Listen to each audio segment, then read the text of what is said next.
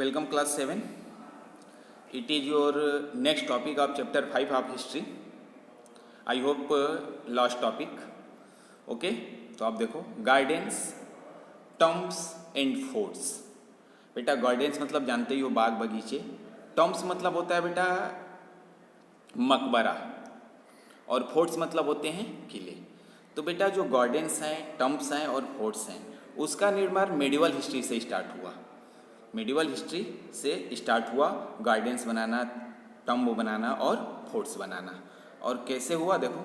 Under Mughal architecture become more complex. जब Mughal empire हमारे country में था, मुगल एम्पायर थे, तो बेटा वो जो आर्किटेक्चर करते थे वो काफ़ी कॉम्प्लेक्स होता था, जटिल होता था. और उन्हीं का आर्किटेक्चर क्या हुआ, फेमस हुआ, मशहूर हुआ. क्यों? क्योंकि काफ़ी मेहनत के बाद आज उतने रिसोर्सेस होने के बाद भी वैसे फोर्ट, वैसे टम्ब, वैसे गार्डन्स हम नहीं बनवा सकते जो मेडिवल हिस्ट्री में बनवाए गए थे.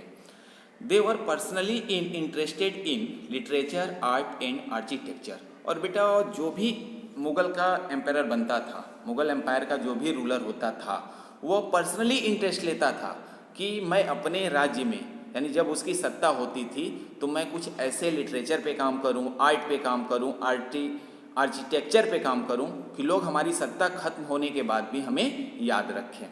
ठीक बेटा, उसी तहत हम आते हैं गार्डन. बाबर. बेटा सबसे पहला गार्डन बाबर ने बनवाया था जिसको चहर बाग कहते हैं. सिंपली हम चार बाग कहते हैं. ओके बेटा, उसका नाम है चहर बाग, लेकिन उसको चार बाग भी बोला जाता है. तो सबसे पहले गार्डन जो बनवाना शुरू किया वो बाबर ने किया. बाबर के बाद हुमायूं आता है. तो हुमायूं जानते हो बेटा वो दौड़ता ही रह गया, बेचारा परेशान ही रह गया. जो ही उसको गद्दी मिली साल भर में मर गया. तो उसके बाद अकबर आता है. तो अकबर ने काफ़ी दिन तक रूल किया हमारे कंट्री पे मुगल एम्पायर के रूप में.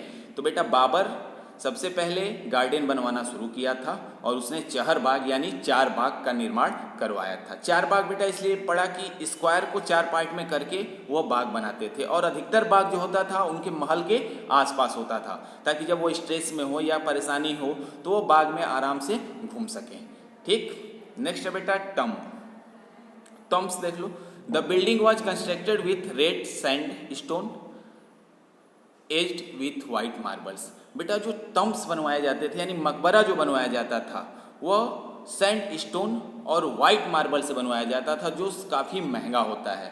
यानी मकबरा जो बनवाया जाता था वह मुगल रूलर्स ने ही स्टार्ट किया था मकबरा बनवाना मेडिवल हिस्ट्री में. और वो जो बनवाते थे काफ़ी बेहतरीन बनवाते थे, सुंदर बनवाते थे. ठीक. और उसमें यूज क्या होता था, red sandstone aged with white marble. और वाइट मार्बल और सैंड स्टोन का यूज करके मकबरा पूरी तरह से बनवाया जाता था. तो देखने में बेहतरीन और सुंदर लगता था. बेटा आज भी वैसा आर्किटेक्चर आपको देखने को नहीं मिलेगा इतने रिसोर्सेस होने के बावजूद.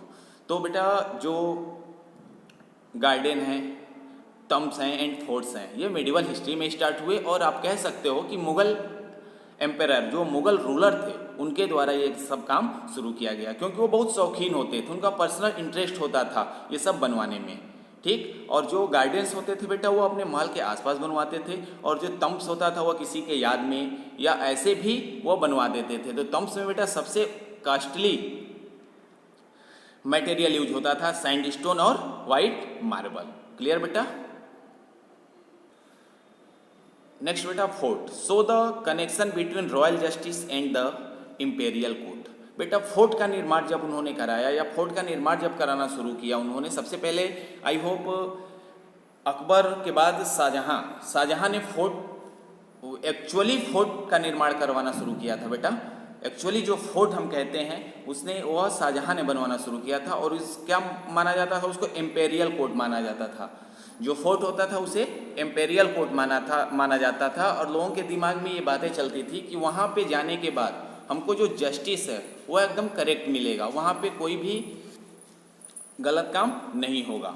तो जो फोर्ट का निर्माण शाहजहां ने शुरू किया था बेटा वो इंपेरियल कोर्ट माना जाता था. और उसमें लोगों का विश्वास होता था कि नहीं हमें पूरी तरह से न्याय मिलेगा. इसीलिए मैंने यहाँ पे लिखा है कि so the connection between royal justice and the imperial court. तो फोर्ट का निर्माण इंपेरियल कोर्ट के रूप में होता था और लोगों को पूरी तरह से बिलीव था कि जिस रूलर ने फोर्ट बनवाया है उस रूलर के पास अगर हम फोर्ट में जाते हैं तो हमें जस्टिस, रॉयल जस्टिस मिलेगा। क्लियर बेटा?